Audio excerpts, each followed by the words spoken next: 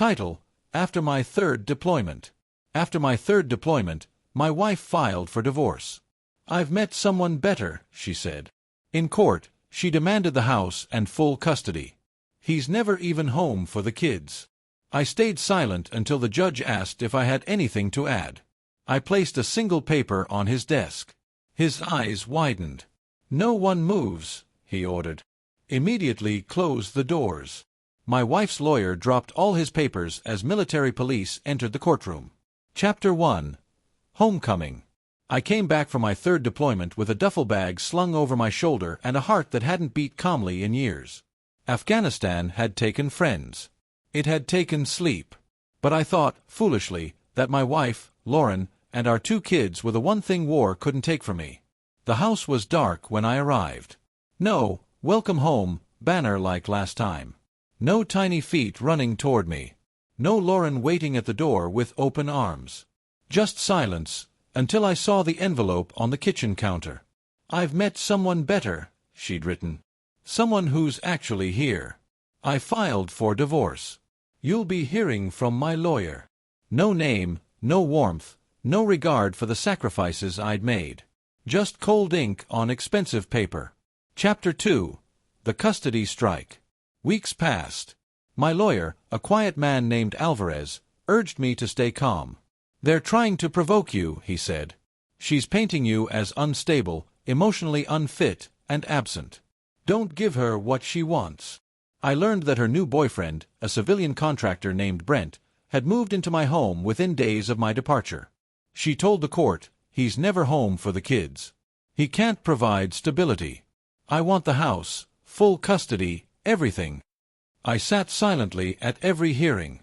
No outbursts, no speeches, just a quiet rage building beneath a disciplined exterior, honed by combat. Lauren smirked every time we crossed paths in court. She thought my silence was surrender, but it was strategy. Chapter 3. The paper that spoke louder than words. Court was packed that day.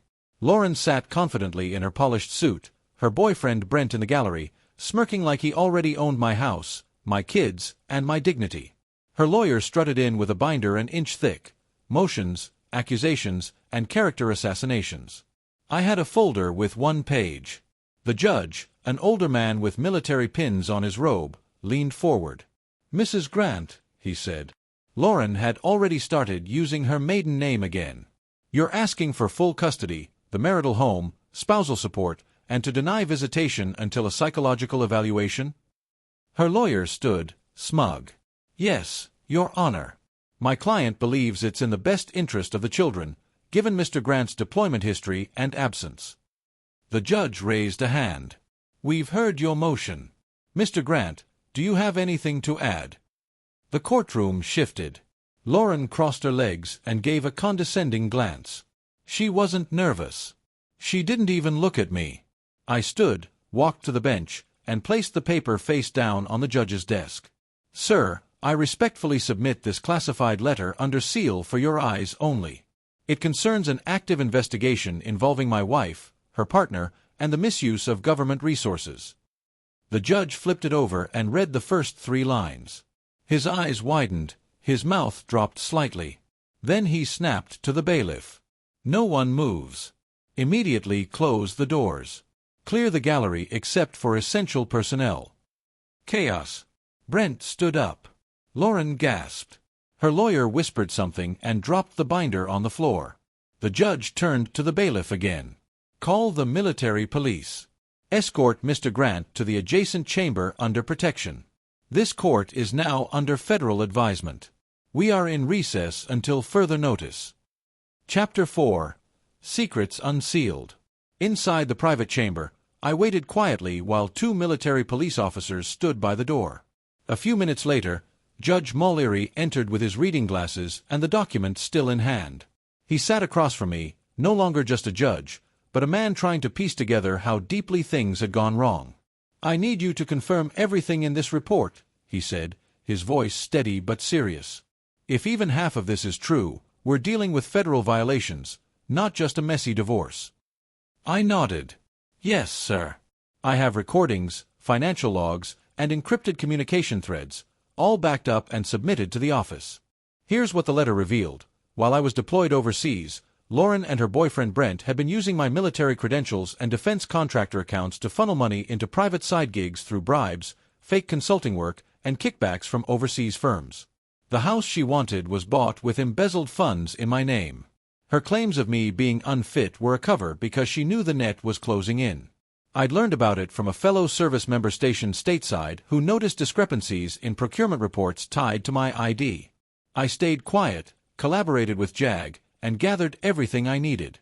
Meanwhile, back in the courtroom, Lauren had gone ghost white. The judge hadn't let her leave. Her boyfriend tried to sneak out until he was quietly escorted into a side room by 2 MPs. Her lawyer packed up and left. He didn't even say goodbye. Chapter 5. When the mask shattered. Lauren was brought back into the courtroom after 3 hours in a holding room. She looked like a completely different woman, disheveled, eyes swollen, hands trembling. There was no trace of the icy arrogance that once made her seem untouchable. The courtroom was now sealed, cameras off, no press allowed.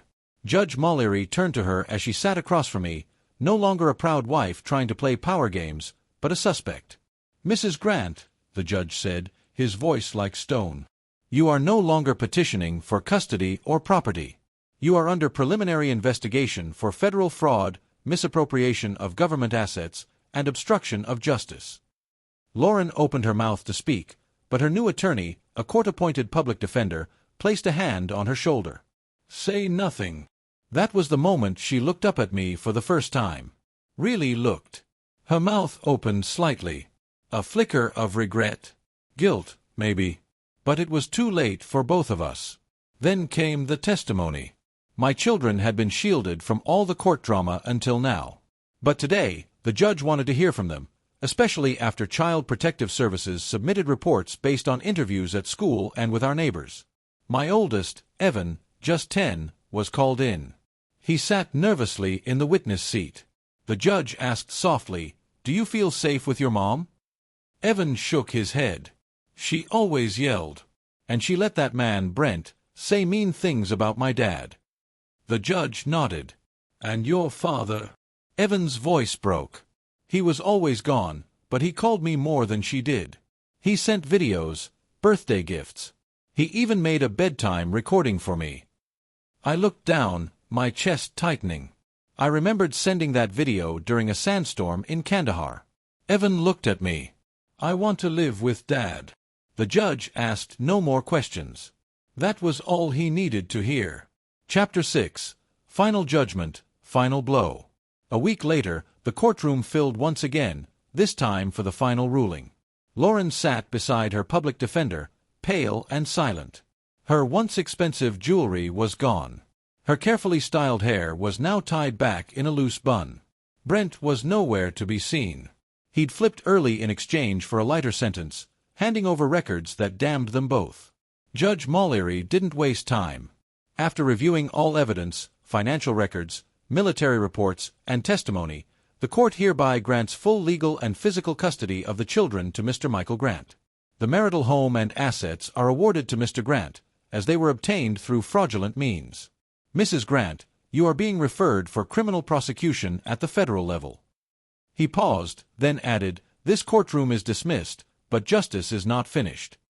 Outside the courthouse, a crowd had gathered, not for Lauren, but for the press conference. You see, I hadn't just wanted legal justice. I wanted the world to know. So, I invited every news outlet in the region and handed them the full, declassified dossier after the trial. Corruption, embezzlement, betrayal of a decorated veteran. Headline gold. Her name trended that night, but not in the way she once dreamed. A week later, her workplace issued a formal statement of termination. Her professional license was revoked. A military spouse charity that she once spoke for released a press release calling her actions a betrayal to all who serve. Even her parents stopped speaking to her. As for me, I moved with the kids to a peaceful suburb closer to my new unit. I started a veteran security firm and finally spent time being not just a soldier, but a father. One night, Evan asked, "Dad, are you happy now?" I looked at him, kissed his forehead, and said, "I am now, because no one gets to destroy our family and walk away clean." Epilogue: Redemption over Revenge. Lauren was sentenced to 4 years in federal prison and ordered to pay restitution, though I never expected a dime. Brent relocated under witness protection, jobless, disgraced, and alone.